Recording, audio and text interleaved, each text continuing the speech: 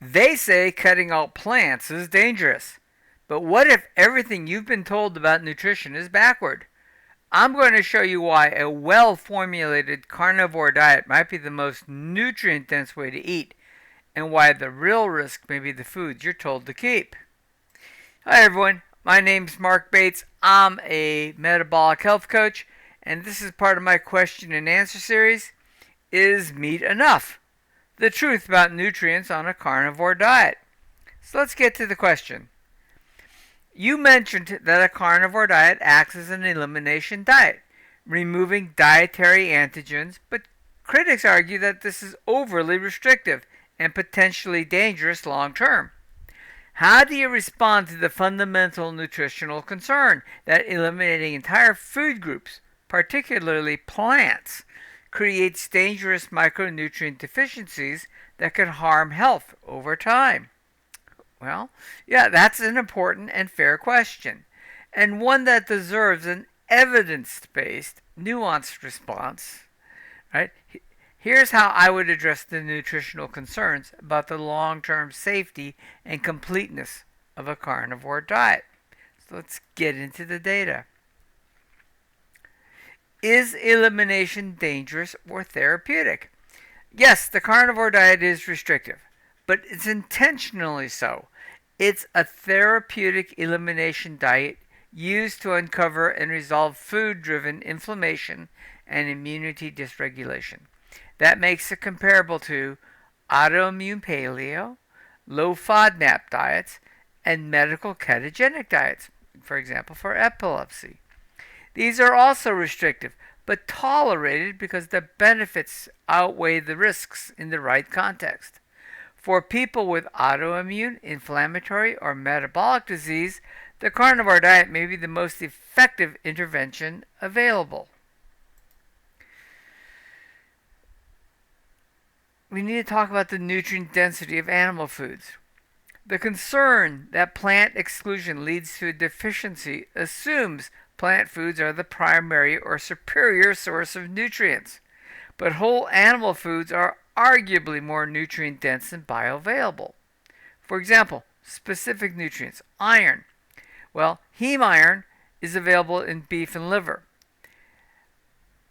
Plants provide non-heme iron, like in spinach, which is poorly absorbed and less readily available. Vitamin A. Well, once again, in liver and egg yolks, you have retinol, which is true vitamin A.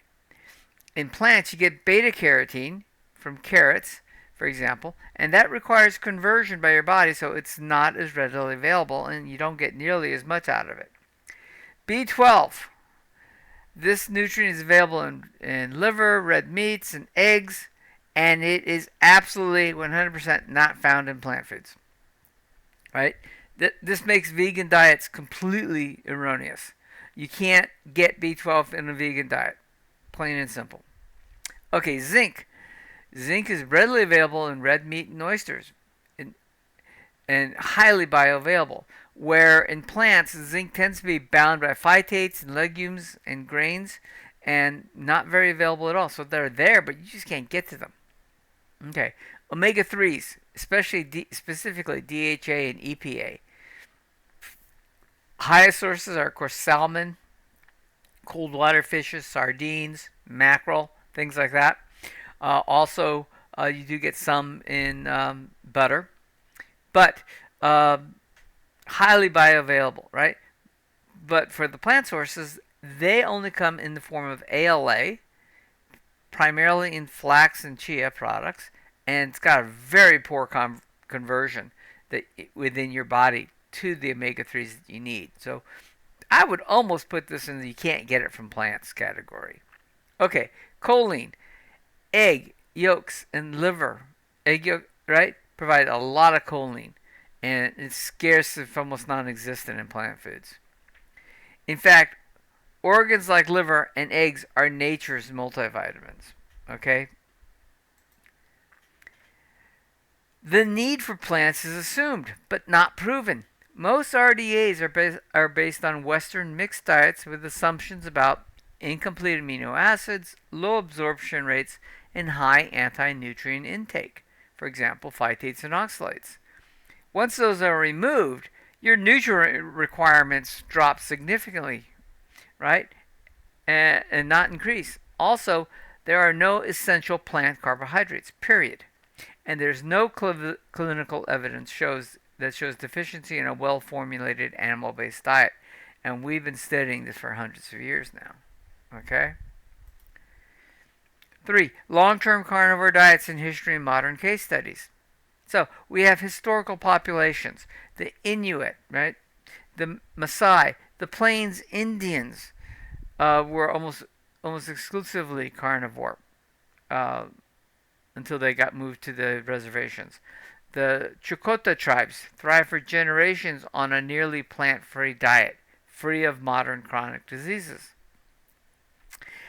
Now, you also have a lot of modern clinical case studies, and these tend to be N equals 1 reports, so, I mean, take them for what they're worth.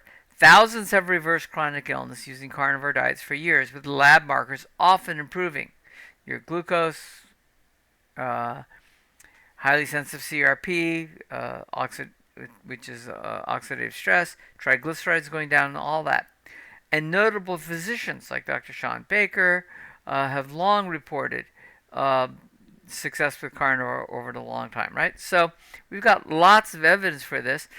Not a whole lot of long-term studies, but on the plant side, the studies they do have tend to be very faulty studies. So you got to take that with a grain of salt as well. Okay, risk mitigation. A poorly planned carnivore diet, let's say just ribeyes and salt, can potentially create imbalances, though it's a real kind of difficult. But with a nose to tail or strategic carnivore approach, you can definitely meet all your nutritional needs. Now, the key nutrient concerns people have are like vitamin C and liver, fresh meat, and you have a much lower need due to low glucose intake, because the glucose takes up the cellular pathway that vitamin C is supposed to take up. So you actually need a lot more vitamin C if you're eating carbohydrates. Fiber. There is no essential requirement for fiber. In fact, if anything, gut systems, leaky gut, and things like that get a lot better when you reduce all the fiber out. Calcium. You get that with sardines, bone broth, dairy if you can tolerate it. There's no lack of calcium in your diet. Magnesium. Red meat, bone broth, salt balances. These supply all the magnesium you need. And by the way, the magnesium in plants is probably not as easy to digest. Folate, available in liver and eggs, not in plants essentially. So, supplementation is optional, but it's not needed. I mean, really, if you're eating beef and you're eating carnivore, you don't need to supplement. Now, there might be some select targeted supplements you might want to take. Like, for example, once you get a little bit older, I'm over 60. I started taking digestive enzymes and bitters just to help make up for the lower stomach acid and lower output of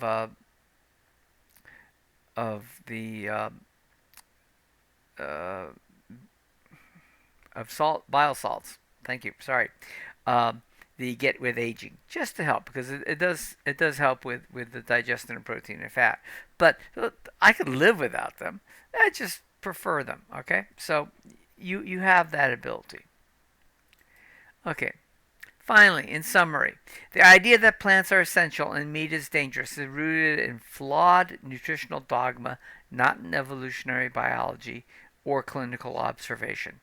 A carnivore diet may look radical through the lens of conventional nutrition, but in reality it restores metabolic balance, removes immunogenic foods, delivers bioavailable nutrients, and is safe when well formulated.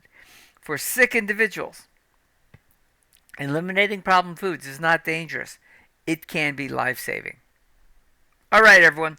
Thanks for watching. If you have comments or questions, please leave them in the appropriate section. If you have some ideas for what you may want to see, let me know. We are a community here, and I'm here to answer your questions. So let me know what you're looking for, and we'll try to get it to you. If you haven't done so, please like, subscribe, share this video with somebody who might need it. It helps the channel a great deal, and you might be helping a bunch of others. So thank you very much.